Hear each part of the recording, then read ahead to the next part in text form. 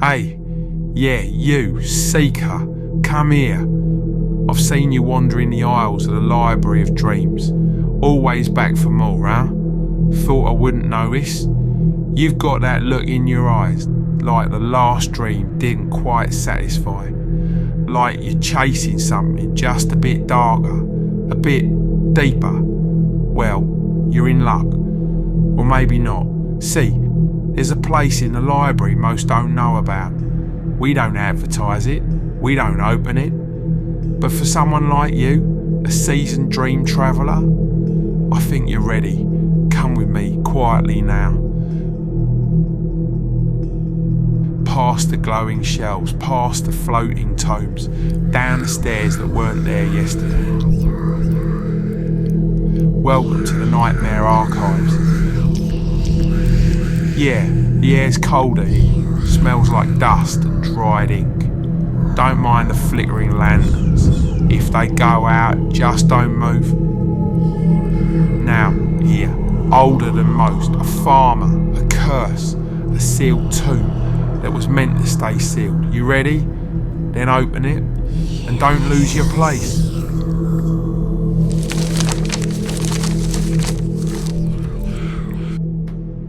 They say the desert keeps its secrets, that the sand swallows time, buries it whole. But I know better. Some things don't want to be forgotten. Some things dig their way back. I was an old man by the time I bought the land, tired, weathered like the stones that lined the edge of my family's field. My children had left Cairo for the city's gray towers, but I wanted peace. A place to grow what little I could and be left alone. The land was cheap, even for desert country. A neglected parcel just outside El Minya, overgrown with halfa grass and thistles, hemmed in by the rusting ruins of what had once been a dig site. They said a temple had stood there, centuries ago. Some forgotten priesthood swept under the sands like the bones of kings. But I didn't care. I wasn't looking to study the past. I just wanted to grow barley and doom palms, maybe fava beans if the irrigation was kind. The first day I worked the land, the wind was wrong. Too still. The kind of silence that presses on your skin like breath from something you can't see. I fired up the tractor and began clearing brush, driving in slow circles, when it happened. Clang. The tractor bucked as if I'd struck rock. Metal shrieked. I shut it off and climbed down, expecting a twisted axle or a sunken pit. Instead, I saw it, the edge of something wooden, old and dark, peeking from the cracked earth. The shape of it didn't belong. Not a crate, not a box.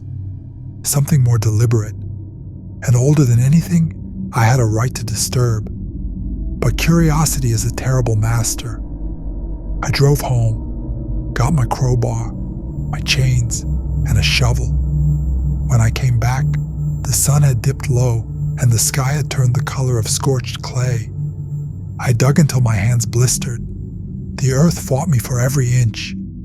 Dust stung my throat and sweat soaked my galabea, but I didn't stop until I had unearthed the full shape. It was a crate. Yes, but built in a way I'd never seen. Cedar wood, iron banded, marked with symbols older than the Quran. Some kind of protective script, worn smooth by time. I hooked the chains to the tractor, dragged the crate free with a groan that echoed like a dying animal, and pried it open. Inside was a sarcophagus. Not like the kind in museums. This was raw wood, its paint flaked away, but still lined in faded gold leaf and blue stone. The face carved on the lid was angular, cruel. The symbols along the side coiled like smoke. I reached out and pushed the lid open. What lay inside stole the breath from my lungs. A mummy. Dry. Shrunk. Its mouth hung open in a silent howl, teeth like thorns. Wrappings yellowed with age clung to its sunken frame. It wore amulets of cracked stone. A priest, I thought. One of those buried to guard the threshold between gods and men. But I wasn't thinking of history. because one arm, the right one, was not wrapped in cloth. It was made of darkish solid gold, articulated, detailed, etched with markings I couldn't read. The joints flexed as if real, and the hand curled in a half-closed fist. The weight of it gleamed in the fading sun. I grinned like a madman. "I'm rich," I said aloud. "I'm rich." I tugged at the golden arm. It resisted, then came free with a sickening snap. The mummy didn't move, didn't stir. I dropped the sarcophagus back into the hole. It landed crooked, thudding against the sides. I tossed a tarp over it, the smell of old decay curling up from below. I told myself I'd bury it in the morning.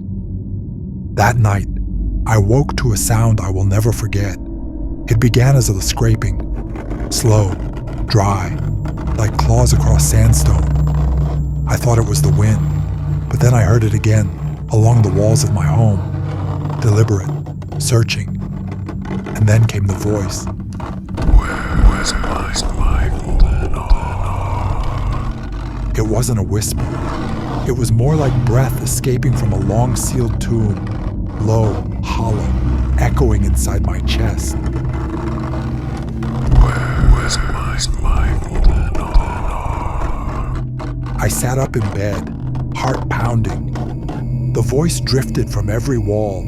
The sound of scraping nails circled the house like a predator stalking prey. I had no signal, no radio. My neighbors were miles away. I shoved tables against the door, jammed chairs under the windows. I sat with my back to the wall, a kitchen knife in hand, breathing smoke and dust until dawn. When the sun rose, the noise vanished. The voice stopped. I ran to the field. I buried it. Deeper this time. Dragged the sarcophagus upright, packed dirt tight around it. But something was wrong. The lid had shifted. It was open. Inside, the mummy lay still, but not as I'd left it. Its empty eye sockets were aimed upward now, as if watching, waiting. That afternoon, I took the arm into town. The jeweler didn't ask questions, waited behind the curtain, brought me a small fortune in cash. I grinned the whole ride home. New sandals, new generator, dates and sweets and imported tea. By nightfall, I had nearly convinced myself it had all been a dream, a strange heat-stroke fantasy, nothing more. But dreams don't scratch your walls, and voices don't return. The second night, the air was colder, still as a tomb. I had just lain down when I heard it again. Scrape, drag, scrape. And then, the voice. "Where is my golden arm?" But this time, it wasn't outside. I heard the floor creak, the sound of nails dragging across the stone tiles. Inside my home, I froze. "Where is my golden arm?" It was coming from the hallway. I could hear breathing now, shallow, decayed. The sound of lock wrappings sliding on over door frames. Then silence. A terrible, waiting silence. I sat up slowly. Every hair on my neck raised. My chest heaved. And then I saw the door handle. It turned.